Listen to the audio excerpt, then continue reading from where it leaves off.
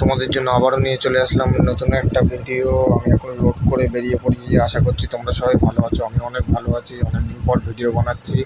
এখন এই BD college মোড়ে দাঁড়িয়ে আছি। বিডি কলেজ মোড় পার করে চলে আসলাম এয়ারপোর্টে। দেখো সব এয়ারপোর্টের মানে তোমার মেট্রো লাইনের সব কাজ হচ্ছে এই রাস্তার সাইড দিয়ে। এয়ারপোর্ট পার করে এখন এই বিরাটির দিকে যাচ্ছি আমি। আমার গাড়িতে এখন মাল আছে টোটাল ওই এখন যাচ্ছি আমি কুষ্টিয়ার থেকে চলে যাব একদম সিধা তোমার ইয়ে দিয়ে মানে হাজরা ভবানীপুর দিয়ে ওখান থেকে বজবজ যাব।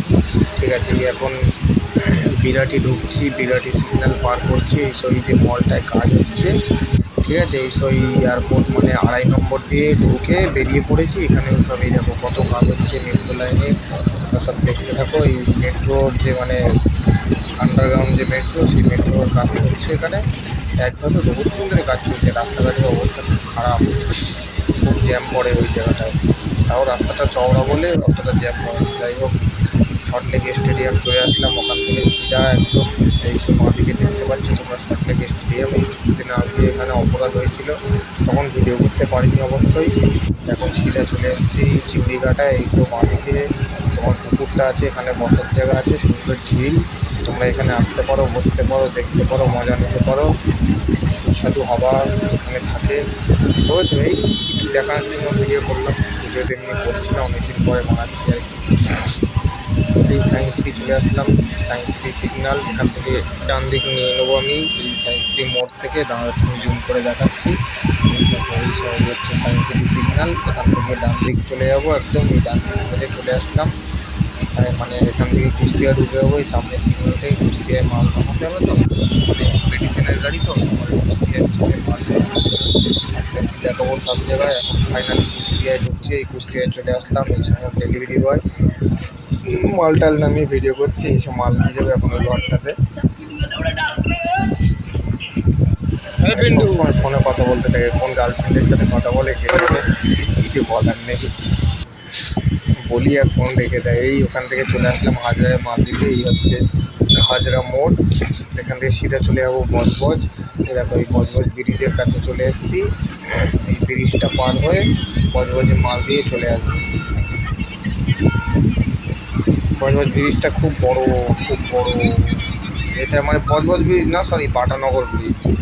ঠিক আছে, বজবজে মাল দিয়ে সিধা চলে আসলাম ধর্মতলা। রাত হয়ে গেছে, ওইদিকে মাল দেওয়ার সময় ভিডিও করতে পারিনি, একটু ঝামেলায় পড়ে গেছিলাম বলে।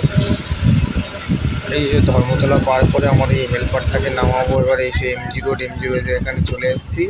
এসে এখানে নামাবো, হেল্পারটাকে নামিয়ে দিয়েছি। তা তোমার এই সিগন্যাল পড়ে গেছে নামাতে নামাতে। এই হেল্পারটাকে নামিয়ে চলে আসলাম। এটা হচ্ছে কি সেন্ট্রাল এভিনিউ। আচ্ছা চলে গেছে, যাই হোক নামটা মনে পড়ছিল না। এই সেন্ট্রাল এভিনিউ পার করে সিধা চলে আসলাম তোমাকে শ্যামবাজার পার করে আরজি কলের আগের সিগন্যালটাতে।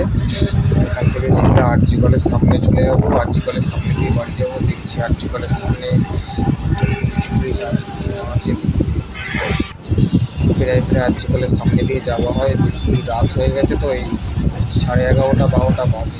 এত রাত্রে এই ঘটনাটা হওয়ার পরে প্রথম দেখছি আরজি কল হসপিটালের সামনে। দেখাচ্ছি তোমাদেরকে পুলিশ কত কী আছে না আছে। দেখা যাক। আরজি কল হসপিটাল গেটের সামনে যা, এই তো আরজি কল হসপিটাল গেটের সামনে চলে এসেছি। তোমাদেরকে দেখানোর চেষ্টা করবো কত পুলিশ আছে এখানে।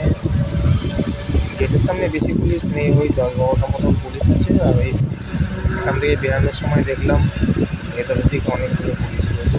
এই পুলিশগুলো যদি আগে থাকতো আর কি বলবো, কিছু বলার নেই। এই ঘটনার বিষয়ে তো সবই জানো।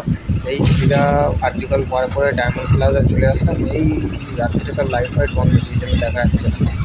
যাই হোক, এই নাগেরবাজার ব্রিজে উঠবো এবারে ডায়মন্ড প্লাজা পার করে।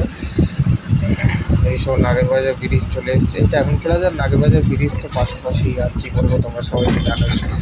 তাও যারা যারা জানো না নাও আর কি। এই নাগেরবাজার ব্রিজে উঠছি আর কি ভিডিও